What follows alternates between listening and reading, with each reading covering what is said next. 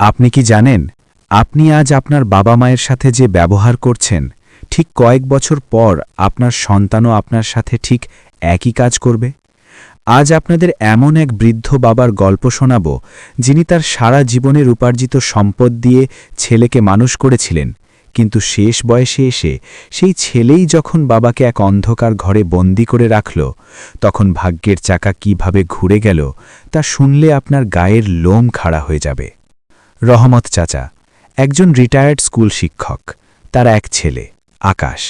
আকাশকে বড় করতে রহমত চাচা নিজের একটা নতুন জামা পর্যন্ত কেনেননি।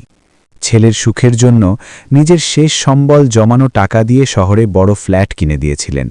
কিন্তু আকাশের বিয়ের পর সবকিছু বদলে গেল। বউয়ের কথায় আকাশ তার বাবাকে ঘরের এক কোনায় পুরনো একটা স্টোর রুমে থাকতে দিল। রহমত চাচাকে আর আগের মতো ড্রয়িং রুমে বসতে দেওয়া হতো না, ডাইনিং টেবিলে সবার সাথে খেতে দেওয়া হতো না।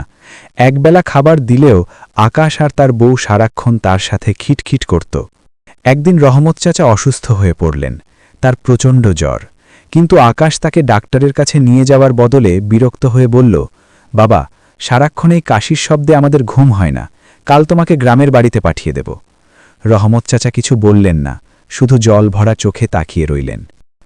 পরদিন সকালে রহমত চাচার ঘর থেকে কোনো আওয়াজ পাওয়া যাচ্ছিল না। আকাশ রুমে গিয়ে দেখে বাবা নেই, শুধু টেবিলের ওপর একটি খাম পড়ে আছে।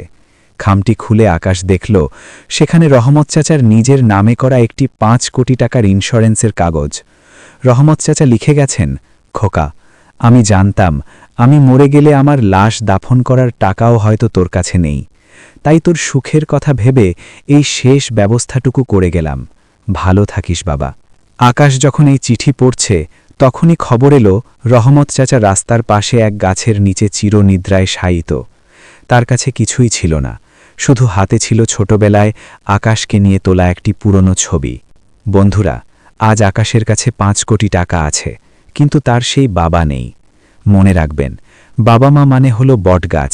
সেই গাছটি উপড়ে ফেললে একদিন আপনিও তপ্ত রোদে পুড়ে ছারখার হয়ে যাবেন।